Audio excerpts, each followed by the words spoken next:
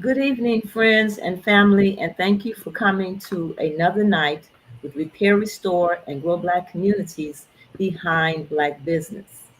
And tonight we're going to have a round topic discussion, and it's something that's very important. Doris Lewis, who is one of our board Well, members, thank you for coming tonight, Doris. thank you for having me, Denise. Absolutely. Doris is one of our board members, and Doris is out here doing a lot of community activism herself, in addition to being a part of Repair, Restore, and Grow Black Communities.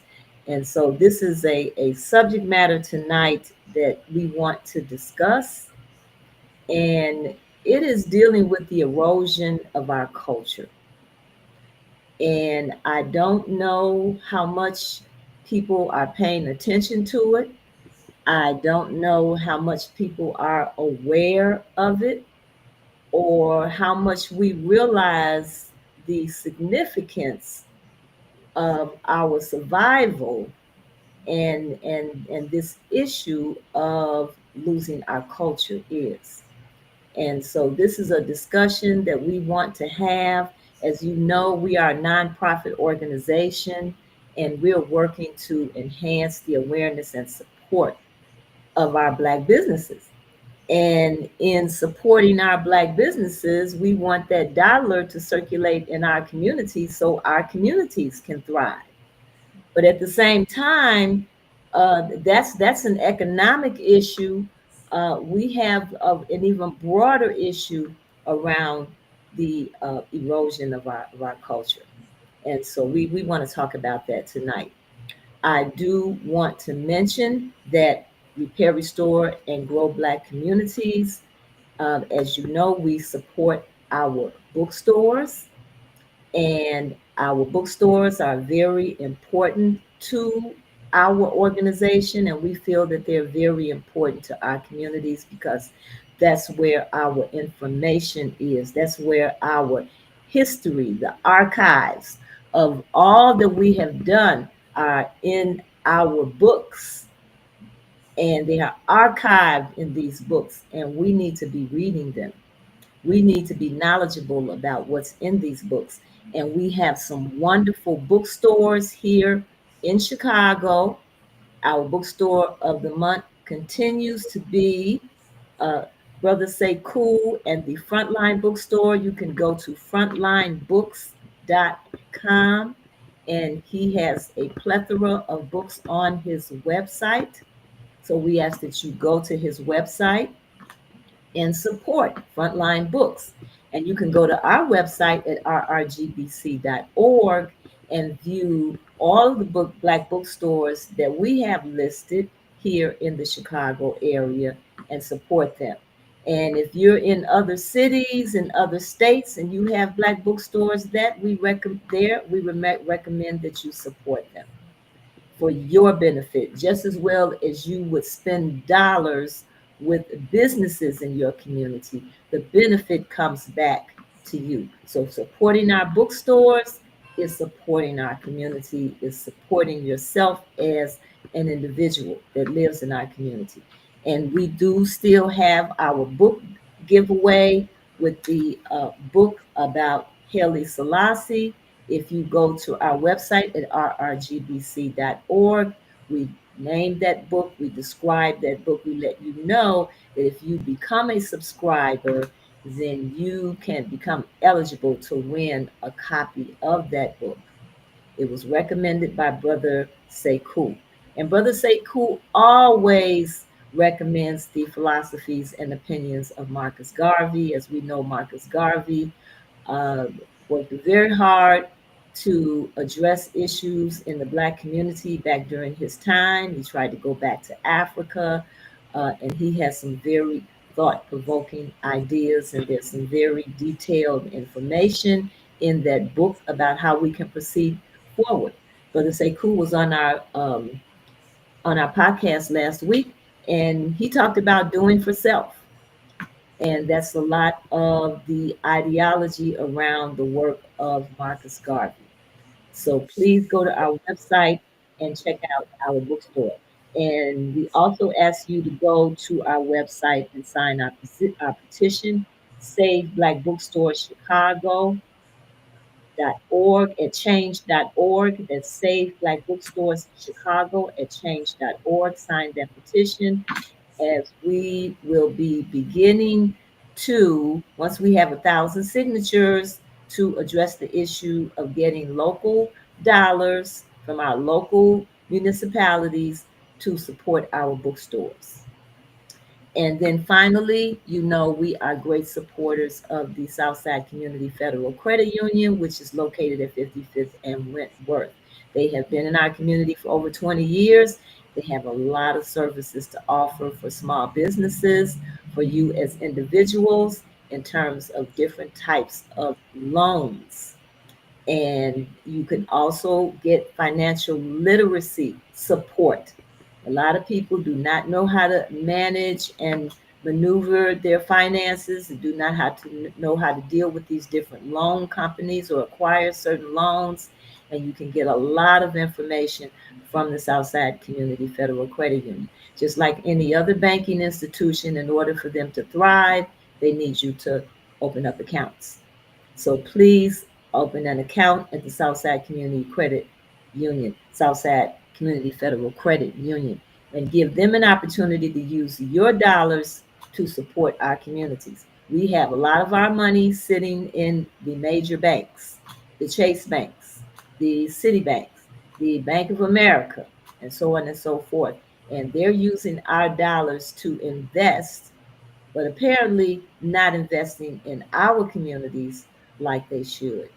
So please support the Southside Community Federal Credit Union here in Chicago at 55th and Wentworth. Okay, so Doris and I were talking. We've had a lot of festivals here in Chicago that we have, at least I have attended. And as I look at our representation in these festivals, I have some concern. We were at the Jazz Festival this Sunday. No, Saturday we went. And the area of jazz music evolved out of our community. This is something that we created. And America calls it America's first music.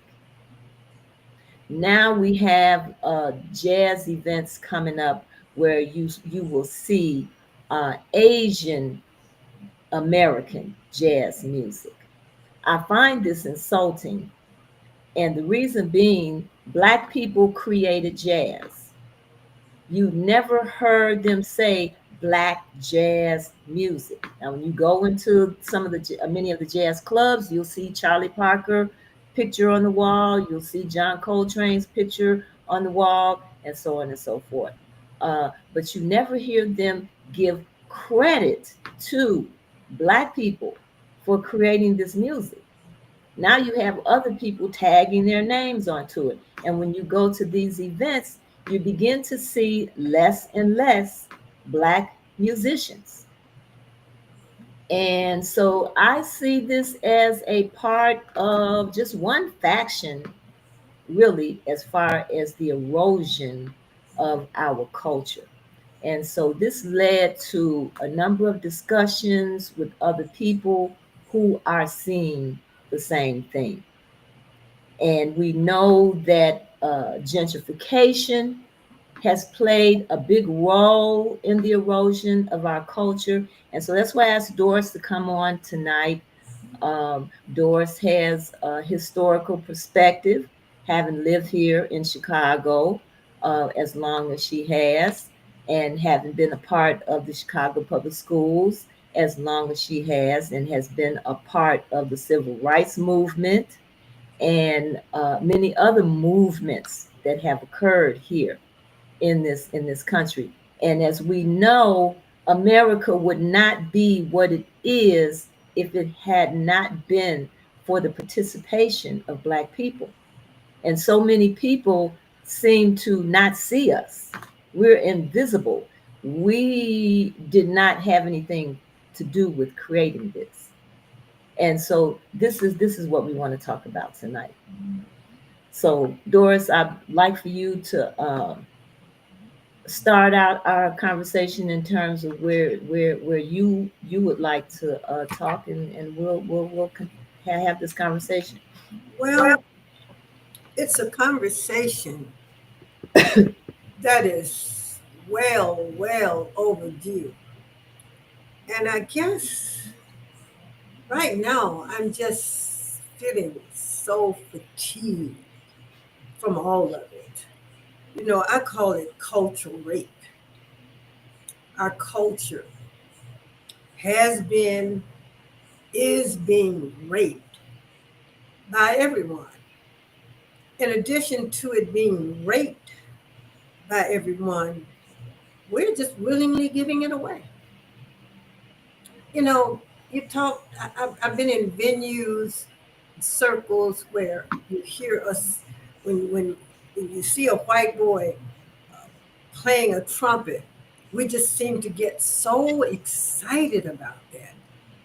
Oh, look at that white boy can go, without realizing that that particular trumpet player, that's the beginning of this individual taking over jazz. Another generation taking, raping the music. And as you said, what is so disturbing and so heartbreaking, and it's not anything new, because this is the history of Europeans.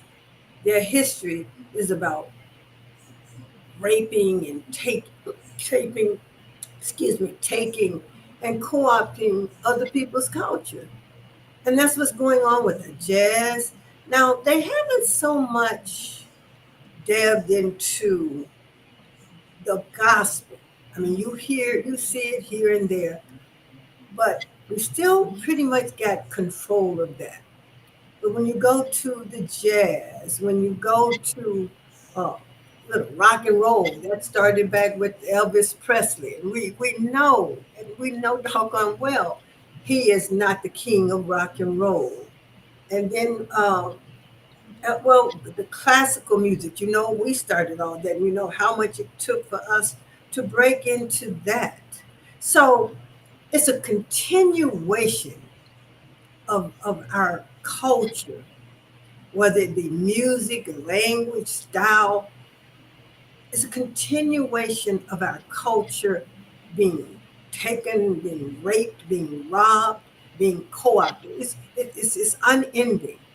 And And I think, Doris, I think what happens, um, it becomes a commodity. yeah, It's uh, everybody likes our music. Now, that's, you can look at all types of people's music, but it's everybody likes all the music that Black people have produced, whether it's gospel, whether it's jazz, whether it's the hip hop, the R&B, the rhythm and blues, the blues.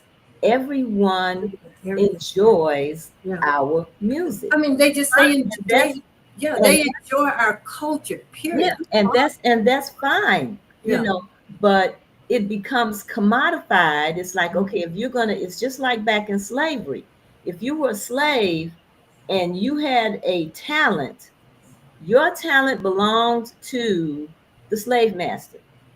The slave master would, if you could play the violin or if you could sing, they would take you places and people would pay them to hear you, I mean, or pay them they would take it. to take advantage of, or whatever skill it was that you had.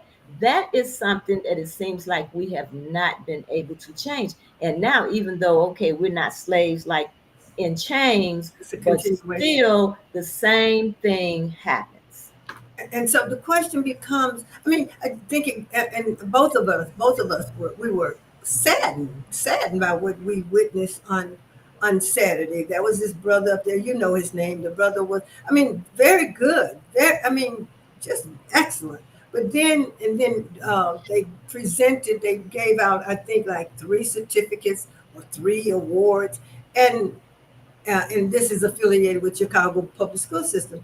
And two of the people were white, one young black man, you gave given this certificate or award pertaining to jazz. And so, we were saddened to see this, and we start questioning, what are we going to do about it? Because we're at the point now where we got to start doing something about it, and that's the $1 million question. What are we going to do? How are we going to go back? Because we're at the point, I think, where we're going to have to rebuild our culture because it's been taken over, it's been co opted. Jazz, blues, hip hop, the style of clothing, everything. Um, the only thing they haven't really, well, they have cornered it in terms of the hair with the fake hair. They cornered it that way, and so we're losing so much money. Everybody else is making money off our culture. But Even when we go to the African festivals, yeah, and it's primarily black females that are spending this money. Black women have made the Asian culture multiple levels of generational wealth by yeah, supporting the beauty supply stores, by supporting the nail shops. And then when you go to the African shops, you go to the African festivals, and the clothing that the Africans have there is my understanding that they're African style. But a lot of these clothes, and most of these clothes, are actually made in China, in China. made in China. Yeah, and I was just reading globally by the global hair market. Specific black people, black women spend 70%. 70% of the fake hair is 70% of that is black people buying it. And I was just reading globally by 2033, that's going to be almost a $5 billion industry. $5 billion. And I can think back in the day with Johnson products, when we cornered that market, when we cornered the market in terms of black beauticians doing black hair. So now you get the Arabs, they're cornering, I mean, they're all over our community. The Arabs, and then you got the Asian, the Chinese with the fake wigs, and it's black women. This is money that's coming out of our communities going into other people's hands, and they're going back to their communities, you know, And their countries. and their country. So we are financing everyone across the board. So again, what are we going to do about it? How many conversations are being had like this in terms of what is actually happening to us? And Doris, the other thing I was looking at is the issue around gentrification and displacement. All of what we're talking about, it contributes to the erosion of our communities.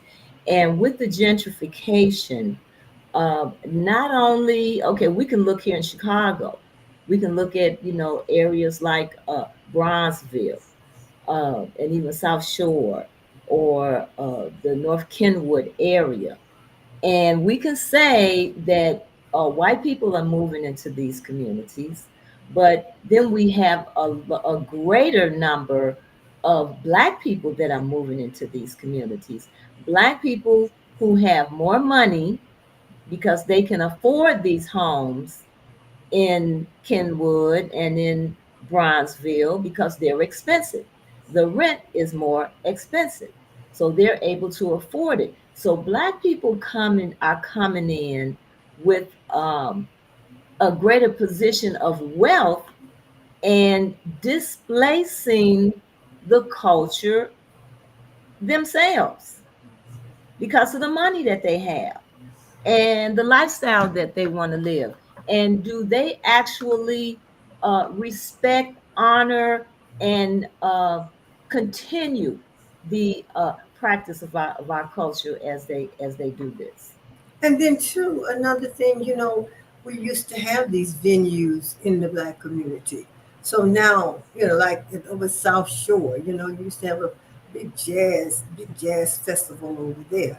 And now coming up, it's going to be over here in Hyde Park. So they're moving it out of predominantly black communities, moving into I guess you want to call it a more integrated community where Hidden Hyde Park is mostly white, even though there's a large percentage of black. But they're moving it out, and we are allowing it. We are allowing a lot of this stuff to happen because we're not taking a position, and then we're putting people in political positions. Do not respect the culture. Uh, Want to capitalize off the culture, but don't respect the culture. And what I'm referring to is the drummers that were on 63rd Street for 50 years. I mean, a half a century. That is a long time to carry on a culture in the drum in the area with the drummers. So now they're being pushed off 63rd Street and because we have a Rosa, this Hispanic, who was a former alderman. He's now over the Park District, and it seems like that's one of his initial blows again to our culture. You remove these drummers, and so I started calling people and asking people to call him and demand that he places them back. And then I read yesterday where Yancey, who is an immigrant, and I have to say this, we have got to pay attention to who we are putting in these offices. Now And you're we speaking can of Alderman Yancey. Alderman Yancey, and we cannot put immigrants in these offices because they do not identify with our culture. They cannot relate to our culture, and they're not concerned about our culture. And so I was reading yesterday where he's saying, well, maybe we can memorialize it. And I thought about what you said when you went to South Carolina. You go where things were indigenous to the Black Carolinians. You're putting up a marker. You're memorializing. And I found it was insulting to me for him to say memorialize it. These people are still alive. Why aren't you, as the alderman of the Fifth Ward, a large in South Shore, the lot what 70-80% black folks over there. So why are you not on Rosa about forcing them and making them put these dramas right back where they were? We don't need a memorial. These people are still alive. We need them to be placed back at 63rd Street. And what's the point? But here again, another erosion of the culture, another way to kill the culture, another way to basically not acknowledge us, not validate us, no, don't see us, and don't care. So, at what point are we going to become outraged and do something about it? Because we have to get only we're the only ones who can turn this around. So I would say, in order for Alderman to give such a response, he doesn't have a connection with that, Yeah, with those drummers. no, I have a connection with those drummers. As a child, I grew up here in Chicago, and we didn't have air conditioners, and we had fans, and sometimes it would get so hot in the house. I lived on the west side, and a lot of people have had this experience. And my parents, we would get in the car and we would come down to the lakefront. My father had a big conga drum, and he would be out there at 63rd Street Beach playing the drums, and we're out there cooling off. This is something I remember as a child, and they've been there for a long time. And there's a significance. Not only do I have a relationship there, but there is a significance in that drumming. And if you talk about memorializing it, then it just becomes a sideshow. it's, And as you mentioned, North Carolina, my experience in North Carolina, I thought I was in the Twilight Zone somewhere because the jazz show they had Charlie Parker out there, and they had music playing, and you went inside, all white people. The dance club that was supposed to have been offering Motown music, and they had pictures of all these black entertainers like Aretha Franklin and Stevie Wonder, all these people's pictures on the wall, but no black people in there performing. White people performing, white people dancing. It's like, what happened to the black people? We're supposed to be, I guess, we're supposed to be memorialized in a museum somewhere, you You know, know, to and, say to say that we once exist, or are they gonna do like they do the animals when they start to become extinct, and then all of a sudden you try to do things to save these people. But it's such a broad sweep with this because it's not just here in it's America. all over the country. It's all It's over all the over the country. country. It's All, all over the all world. over. As you're speaking, I'm thinking about my hometown, Jackson, Mississippi. Uh, pre pre prior to integration, we had we just had so the little cafes all over the community. You go any on the north end or West Jackson, South Jackson, all over the city. You had these little clubs, and you could go in. Somebody's playing the blues, or somebody's playing a little jazz right in the community. And I'm Sumner's Hotel, which was a black hotel in West Jackson. It's now gone, and whenever I go there in the street that it's on, which is was located on Pearl Street, there's a sign, Sumner's Hotel, giving you a historical analysis of when this hotel was built. It's a sign, the memoriam there for this hotel, and that's throughout the community. And then I think about here in Chicago. I think about in the 70s, in the 80s, on the south side of Chicago, all these taverns, all these clubs, on a Sunday or Saturday or Friday afternoon, you could just find so many to just go into and just listen to some down home music. And then all of a sudden, and I can't remember what year, but then here it comes where they want to vote the community dry. And when they voted the communities dry, that's when we started to lose a lot of the mom and pop, taverns and cafes. But then you go up to on the north side, the Fulton Market area. That's all you see. That's all you see. The little mom and pop restaurants, cafes, taverns. I mean, it is alive. Money is being, economic boost. And then you come back south, and all of that is gone. What happened? How did we allow that culture? That's our culture. And Well, it happened through gentrification. It but happened through the displacement of our policy. people. It happened as a result of the media and the stereotypes that they have put out, the negative stereotypes that the media have put out against our people, making it difficult for our people to get resources, or for people to even uh, feel that we deserve resources. But in some instances, Denise, it was some in the community. The community wanted to vote the area dry.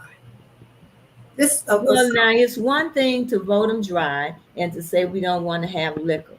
We okay, don't, but when and they voted, but the discussion, in my opinion, the discussion that did not happen is whatever if we're trying to, okay, if you're trying to vote the community dry, then why?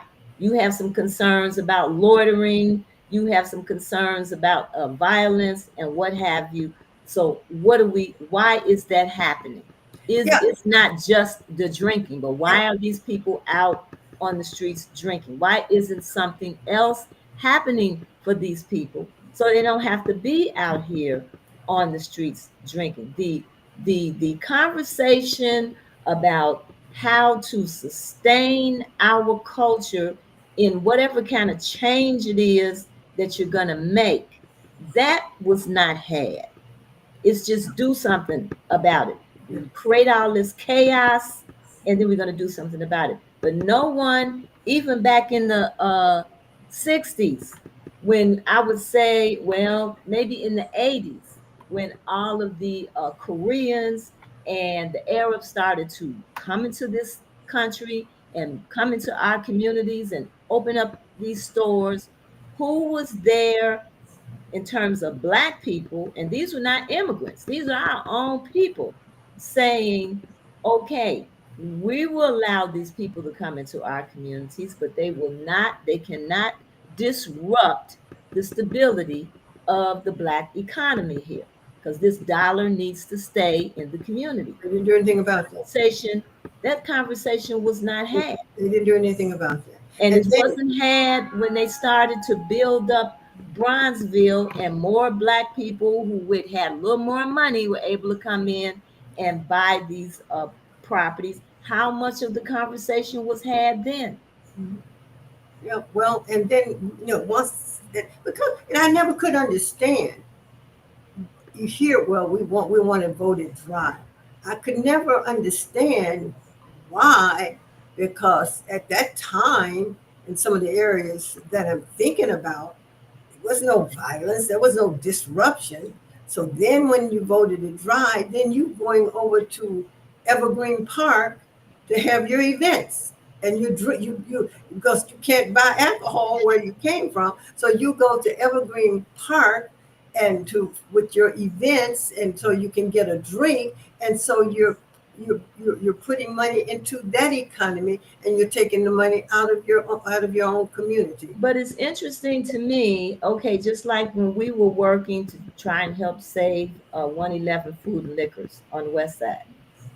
This was one of the complaints there, that there were loitering outside his property, because he sold liquor. But then you had all of these stores owned by Arabs who But were they were selling loitering, liquor in the community, and and they were people were loitering. loitering around there, Mhm. and nobody bothered them.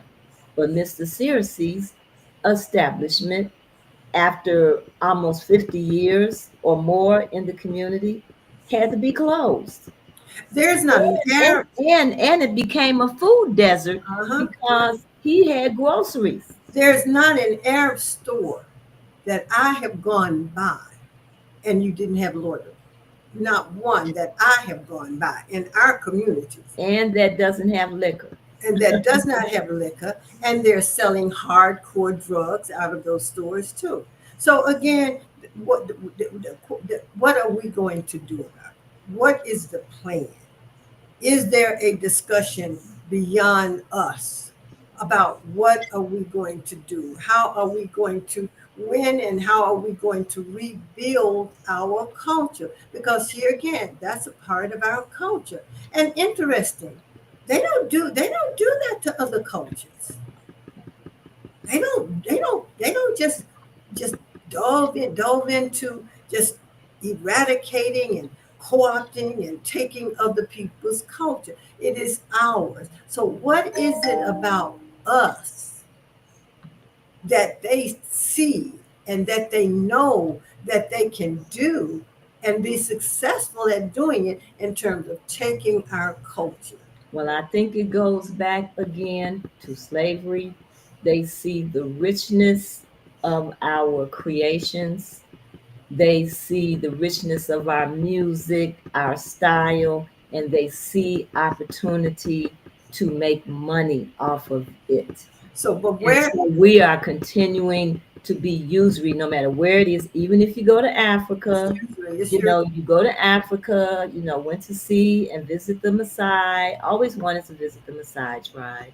so And they're a commodity. When tourists show up, they jump up and start dancing. They jump up high. They're selling you items that were made in China because it's a good price. I mean, you see it everywhere you go. It starts to be a tourism thing, and they start making money off of it. It's just like going to Egypt. to go, when I went to Egypt. Now it's all about the tourism. It's all about the money that they're making, and everybody is trying to get some of the money. We're running after the money, and we're not paying, and we're not valuing people. So, now, but where does our psychological state come in? Our what is happening to our psyche that is allowing us to continue to allow this to happen? Because we are the only ones who can start or attempt to try to stop it. We're the only ones who can do it. So where is our state of mind? When what do we do to jolt? Because we really do need a hard jolt to get for us to start realizing what is going on and how we can become extinct. That is possible. So what about the future of our children? I mean, these kids, they think that the Arabs and the Asians should be in our communities.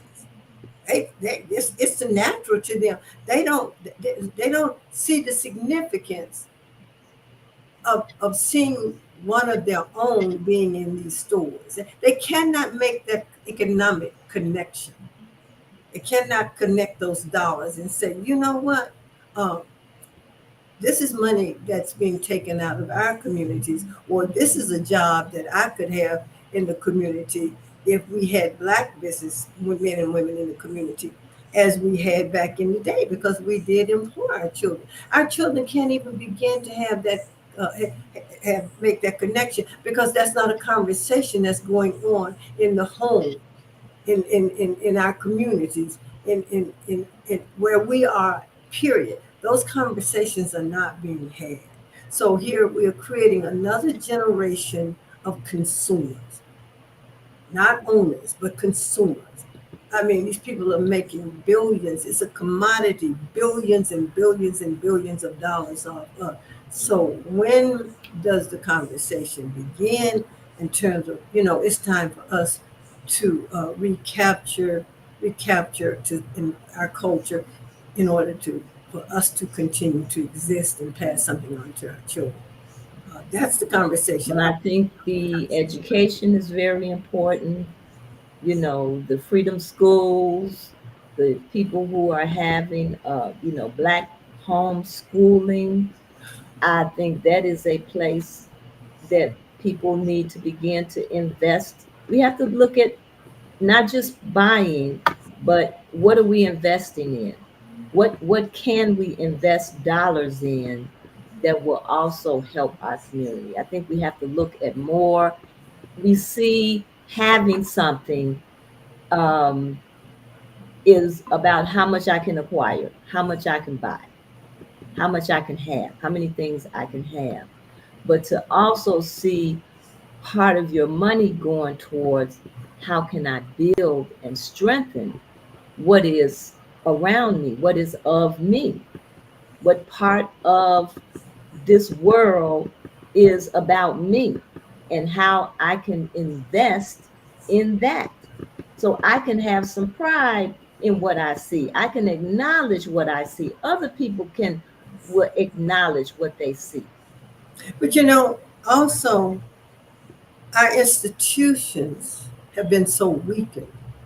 Our institutions, the church, the organizations.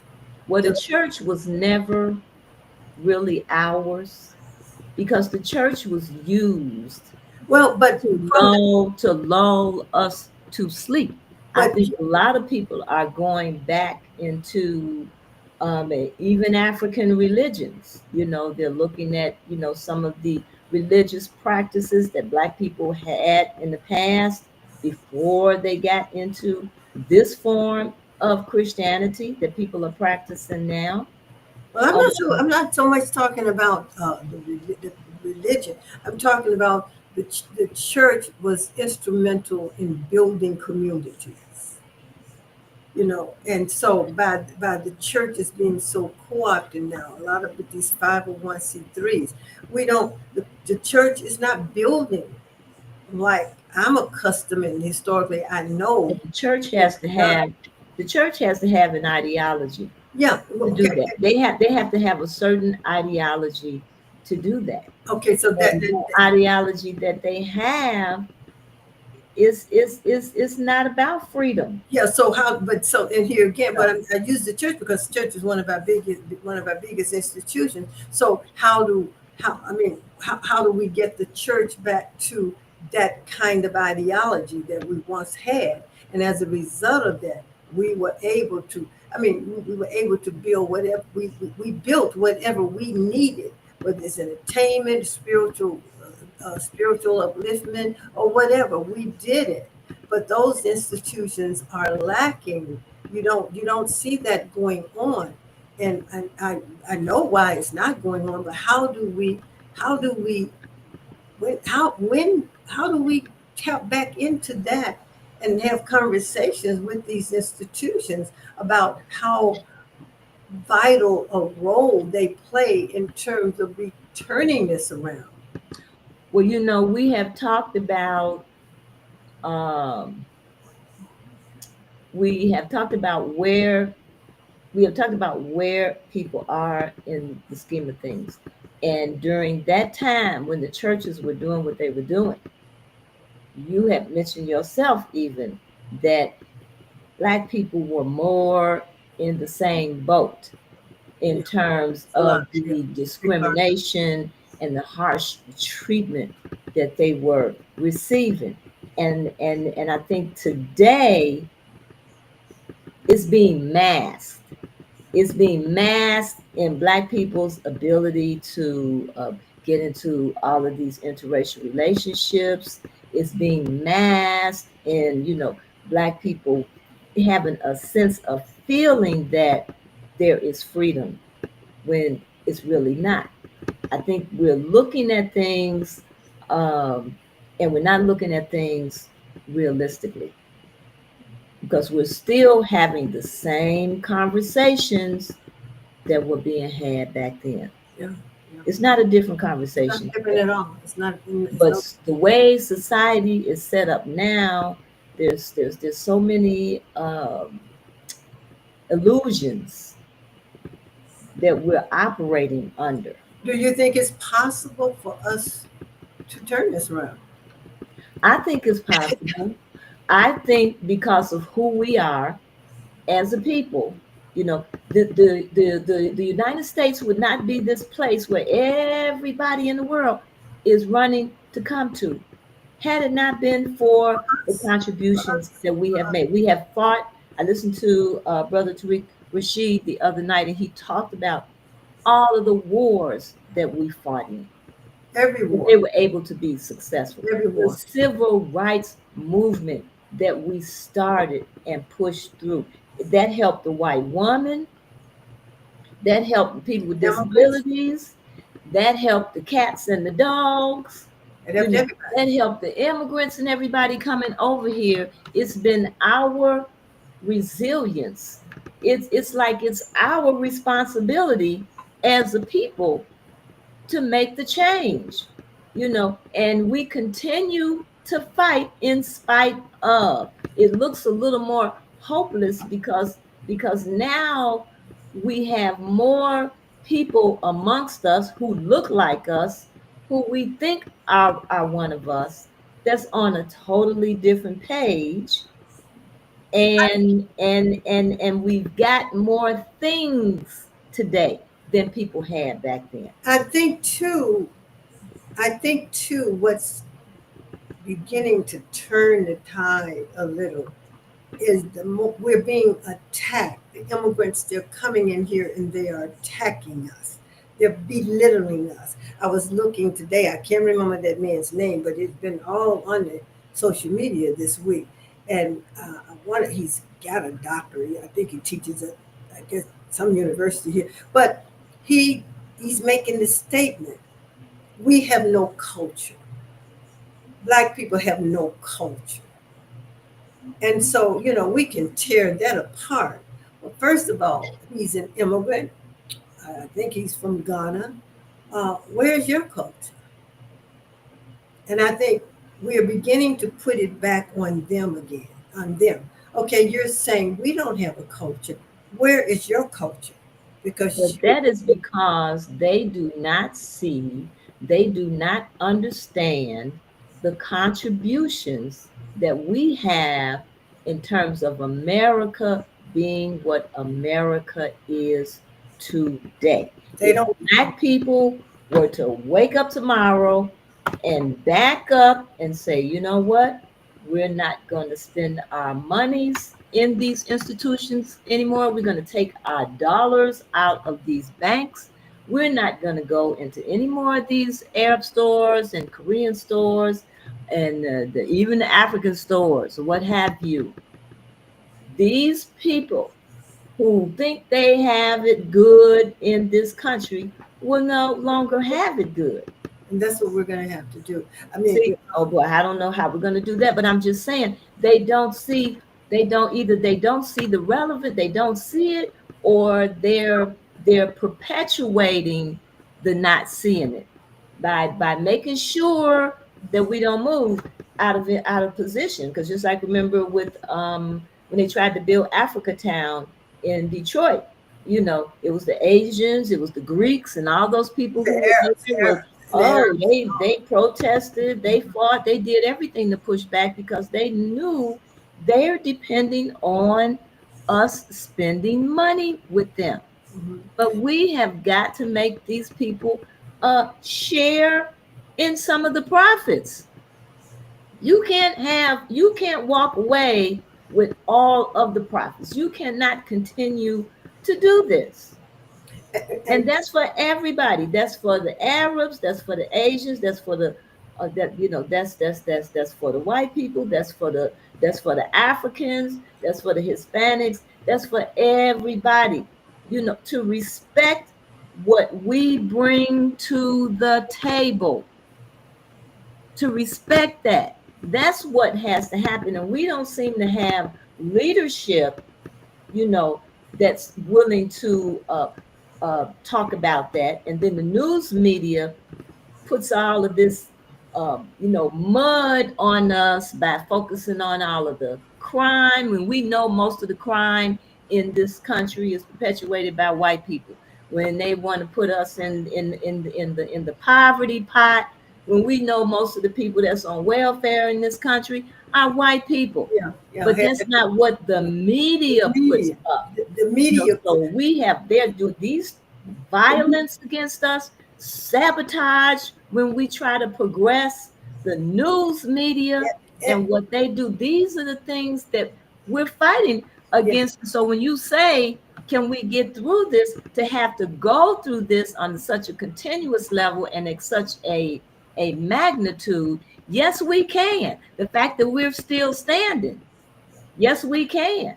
and I see with the more attacks that we get, especially from the African immigrants, the more attacks that we're getting from them, the more we are beginning to push back. And so, and and I think that's what's going to drive our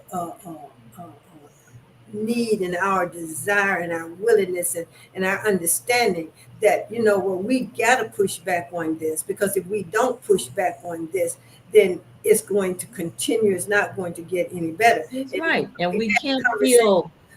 feel hopeless. We can't feel, We can't afford to go there because people are banking on us not doing anything. yeah, it's the same as what was going on with Jim Crow. You can't do this, you can't do that. You're nothing. I mean, the negative picture, the negative framework that they put us in. I mean, just as you said, we're constantly being attacked every day. No other race of people are being attacked on a daily basis as Black people. So, we're constantly reacting because we're trying to deal with this over here and that over there. It's just a negative bombardment. And they put anything negative, it is assigned to us. And as you said, most of the crime that's committed in this country across the board is committed by white people. But the media has made crime of black people the face of crime, when in fact, according to the United States Justice Department, their statistic, that is not true. And we have to dispel this myth that when it comes to crime, we are we're the leaders of it, because we're not. We couldn't create all these problems if we wanted to. So we are going to, as you said, I think we're going to be forced to do what we need to do to protect ourselves, to bring the money back into, to bring the economic base back into the black community, because we are at a point where if we don't, then we are going to continue to just lose. And so we won't have a future for our children. And that is the most important thing, passing something on to our children. And we've got to have these conversations. And you can just start, like we can start that conversation with black women. Mm-hmm. Black women Because are black making, women are the ones that are really out here. Yeah, black, I mean, black men are making their yeah, contribution but now. black women, this hair industry, that's a $3 billion industry, and 70% of the people who are buying these wigs, this fake hair, are black women getting your nails done. And you see now black women taking their daughters to these same nail shops. So you're passing this on to the next generation instead of saying, no, we're not going to go here. We're going to go to a black nail salon or a black hair salon, because we still have them. We still have them. And you, And you know what? We need to have more. The yeah, jobs are not out here like mhm, they were. yeah, yeah. People are All of having the technology. difficulty getting these jobs. I know someone that applied to work for the Chicago Public Schools here as a clinician, and had very good credentials, had a very good resume from what I know of this person, and was told that she would not be hired because the rubric said that she would not be successful. I It's said, what rubric? what rubric. Where did that come from? When did rubric come? Okay, so we need to be starting our own businesses. We need to be taking, we can take this bull by the horn. There are black women out here that are opening up beauty salons. They are opening up hair supply places. They are opening up nail shops. They're getting the hair directly themselves and selling it. I mean, we can begin to do this. Very, very There simple. is the Very opportunity simple. for us to begin to do this. Are we going to get pushed back? Yes, Absolutely. we are. Well, but Yes, we are, we because have other a people. And are we going to have to deal with sabotage? Yes, we are. we have to take responsibility in turning this around. It's not up to anyone else but us. If you want to make your community a thriving and safe community to live in, bring your dollars back home. Bring your dollars back to black businessmen and women, because they are out there. Black women, I mean, these wigs can cost from $50 to $3,000, depending on the grade of them. You get the so-called human hair, that's even more expensive. So it's in our hands. It's in our hands. And when are we going to take responsibility for the things that we are capable of taking responsibility for? It's on us. And if we don't make that decision, then things are going to continue to go the way they're going. You're going to be talking about bringing in the National Guard to do whatever it takes for us to have the quality of communities that we should have, that we deserve to have, that your children should grow up in. This is on us, because it's just a matter of your ideology, your self-worth, your culture, your pride. It's all on us. So we're the only ones who can do it. So it's And time we to take have, Doris, to have responsibility. people to tell you that you have no culture, it's, first of all, so far from the truth. And second of all, one of the most insulting remarks Yeah. that you can make to another person. It's like, what do you think, of me if you feel that I have no culture? Your culture is your way of life. And we're constantly taking it. Everybody feels like, I think it was Marvin that was working with the reparations, and they come through our community with a shopping cart, and everybody just takes whatever they want to take, that is of you that they like. And even though we continue to create, even when we come up with the hip hop, everybody started copying the hip hop and copying the Everything. hip hop Then track. these just take the ice cream truck when we were kids. The ice cream truck coming through the neighborhood. That little song that they would play. You knew it was the ice cream truck. You have Hispanics in the black community with the ice cream truck. When are we going to stop patronizing everybody? When are we going to stop buying from everybody? You don't know where this food is coming from. I mean, the Hispanics and set up a truck in the black community. My God, it's a line a mile long. So when are we going to take responsibility for our lives and the things we put in our mouths and put in our body? When are we going to do that? When are we We're not hopeless. We're capable of doing any and everything. We have shown that. Look And at we America. have people out here doing many things. That's why we have this podcast where we typically feature a Black business on Wednesday nights. We got some Black people out They're here doing great things. doing They're doing great great things, things. and just some of the things that we're talking about right now just don't have enough. We need more, and the ones that we have Yep. here And need and more I exposure. think And when someone tells you you don't have a culture, tell them to look at America. Hmm. America is what it is because of Black culture. That's right. We built it. It is the wealthiest country on the face of the earth because we built it up to this day. That's right. We are still, you take us And out of you that know, country, and America would be in serious trouble. And the other thing you notice, nobody has to change, none of the other cultures have to change their name. The Irish remain the Irish, the Italians remain the Italians, the Hispanics remain the Hispanics, the Asians, the Arabs, the Koreans. We're the ones that are constantly having to change our name. We've been colored, we've been black, we've been Negro, we've been African American, and then we've been black. Now we're foundational black. And that is because everyone is constantly trying to erode our culture.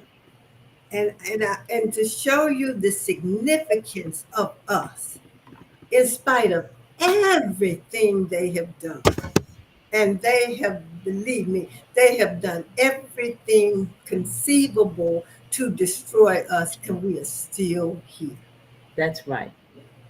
We're still resilient. That's We're right. still fighting, That's right. and we are not afraid to do it. And you must tell your children this. Okay, regardless of what they've done to us, we are still here. And we're going to be here. That's right. We have to tell these children, we got to pass it on to these children. It's not going to go away. They will never stop attacking us, but we Mhm. must fight back. We've That's right. gotten a little too comfortable, a little too comfortable. And I think that has contributed to where we are today in terms of where we spend our money, in terms of what we allow people to say to us, in terms of what we allow to come into our communities. We are too welcoming, we are too loving, we are too accepting towards everybody else but us. And we have got to push these people away from us. It's my opinion, my deepest belief that in order for us to survive, we cannot allow ourselves to be concerned about anybody else. because they are out to take whatever we have, a pencil, a bottle of water, whatever. So we have got to be self-centered and just focus on Black Americans. No immigrants, no anybody, nobody. Push them away. And That as you said, we have to focus on our children. focus on the children. We have to focus on our children. We have to do the best we can. We have to do better than what we have been doing for our children. And Doris, we're at the top of the hour. I want to thank you for coming tonight. We're going to have more of these We're going to conversations. have more They're discussions needed. about this, and we hope that more people begin to have these discussions, even if you're having them in your home. It's very important to take care of our families, take care of our family members, Give our take care of children. our friends, take care of our communities. We're all responsible for each other. And remember, the power is in you. It's in us. We have the power. That's We right. can do it. That's We right. can do it. And remember, support Black businesses. And please go to rrgbc.org where we have listed our bookstores, our book of the month. Become a subscriber and possibly become a winner of our book of the month. And you can also make donations to RRGBC to help us with our cause. So I want to thank you for coming tonight. And again, I want to say support Black businesses. Power to the people.